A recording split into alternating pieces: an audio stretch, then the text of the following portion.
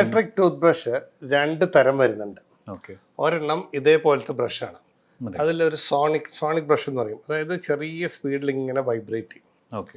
അപ്പം നമുക്ക് ഈ പല്ലിൻ്റെ ഇവിടെ വെറുതെ വെച്ച് കൊടുത്താൽ മതി. അപ്പോൾ ആ വൈബ്രേഷൻ കാരണം അത് ക്ലീൻ ചെയ്ത് വരും. ഓക്കെ. പക്ഷെ ഇപ്പം എന്താ ഉണ്ടാവണമെന്ന് വെച്ചാൽ കുറേ പേര് ഇലക്ട്രിക് ബ്രഷ് മേടിച്ചിട്ട് അവർ ടീക്ക പറിക്കും. അപ്പോൾ അത് പാടില്ല, മൂവ് ചെയ്യാൻ കാര്യമില്ല. ഓക്കെ. ഈ ഇലക്ട്രിക്കിൻ്റെ ബ്രഷിനെ വർക്ക് ചെയ്യാൻ സമ്മതിക്കുന്നില്ല.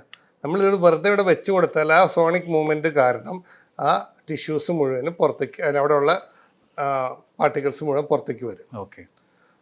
നോർമലി ബ്രഷിങ് ഐഡിയലി ഒരു മാനുവൽ ആണെങ്കിലും ഇലക്ട്രിക്കലാണെങ്കിലും ഒരു പല്ലിൻ്റെ ഒരു 45 ഡിഗ്രീസ് വെച്ചിട്ട് ചെറിയതായിട്ടൊന്ന് വൈബ്രേറ്റ് ചെയ്യാം.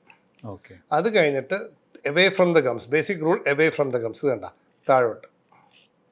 ഇതാണ് ഈ മൂവ്മെൻറ്റാണ് വേണ്ടത്. ഇവിടെയും ഇങ്ങനെ തന്നെ. അത് റൊട്ടേഷൻസ് പിള്ളേർക്കാം. ഓക്കെ. പിന്നെ വായ തുറന്നിട്ട് അടിയിൽ നിന്ന് മുകളിലേക്ക് ഓക്കെ. ഇങ്ങനെ. നമുക്ക് എവേ ഫ്രം ദ ഗംസ് ആണ് ബേസിക് റൂൾ. ഓക്കെ. പിന്നെ ഈ ഒരു ഏരിയയും ഇങ്ങനെ ചെയ്യണം.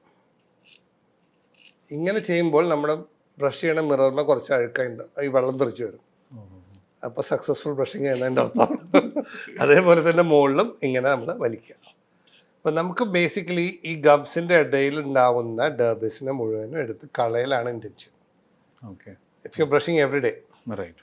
അപ്പോഴാണ് കട്ടയൊന്നും ഫോം ചെയ്തിട്ടുണ്ടാവില്ല. ഇതേപോലെ ചെയ്ത് കഴിഞ്ഞാൽ പോകും. റൈറ്റ്. പിന്നെ രണ്ടാമത്തെ തരം ഇലക്ട്രിക് ബ്രഷാന്ന് വെച്ചാൽ ചെറിയൊരു ടഫ്റ്റ് ഉണ്ടാവും, അതിങ്ങനെ വൈബ്രേറ്റ് ചെയ്യും. അതും വെറുതെ വെച്ച് കൊടുത്താൽ മതി, അത് സെൽഫ് ക്ലീനിങ് ആയിട്ട് വരും. റൈറ്റ്.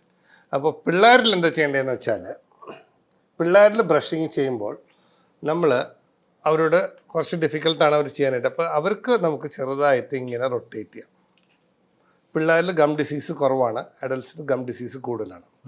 അപ്പോൾ നമ്മൾ നേരത്തെ പറഞ്ഞ ഗം ഡിസീസ് പ്രിവെൻറ്റ് ചെയ്യാനായിട്ടുള്ളതാണ്. അപ്പോൾ അഡൽട്സിനെ ഒന്ന് കംപ്ലീറ്റ് ചെയ്തിട്ട് പിള്ളേരിലേക്ക് പോകാം. അപ്പോൾ നമ്മൾ ഇത് ചെയ്തു, ഇങ്ങനെ അവേ ഫ്രം ദ ഗംസ് ചെയ്തു, മുന്നിൽ ഇങ്ങനെ ചെയ്തു. ഇത് കഴിഞ്ഞിട്ട് നമ്മൾ കടിക്കണ ഭാഗത്ത് വെറുതെ ഒന്ന് സ്ക്രബ് മോഷൻ, മുമ്പോട്ടും താട്ട് സ്ക്രബ് ചെയ്യണ പോലെ. ഇവിടെയും സ്ക്രബ്.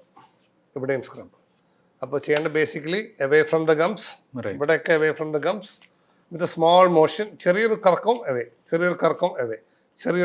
അവേ. അത് കഴിഞ്ഞ് മുന്നിലും പിന്നിലും ഇങ്ങനെ പുള്ളിട്ട് ഔട്ട്. ഇവിടെ അങ്ങനെ ചെയ്യുക. അത് കഴിഞ്ഞിട്ട് ഇവിടെ മാത്രം സ്ക്രബ് മോഷൻ. ഇത് കണ്ട, കടിക്കുന്ന ഭാഗത്ത് മാത്രം സ്ക്രബ് മോഷൻ. പിള്ളേരിൽ റൊട്ടേറ്ററി മോഷൻ. എല്ലായിടത്തും റൊട്ടേറ്ററി മോഷൻ. ബിക്കോസ് അവർക്ക് ഡിഫറെൻറ്റ് ടൈപ്പ് ഓഫ് ബ്രഷിംഗ് ആണ് ഐഡിയൽ. ഉള്ളിലും ഇതേപോലെ തന്നെ റൊട്ടേറ്ററി മോഷൻ പിള്ളേർക്ക്. So even for children also അവരുടെ brush should be maximum for 2 months. അത് പ്രത്യേകിച്ച് നമ്മളല്ല പേരൻസ് തേക്കുക. പിള്ളേർ തേക്കുകയാണെങ്കിൽ കുഴപ്പമില്ല, പക്ഷെ പേരൻസ് തേക്കുമ്പോൾ നമ്മൾ നന്നായിക്കോട്ടെ എന്ന് വെച്ചിട്ട് നല്ല വർക്ക് വരയ്ക്കും.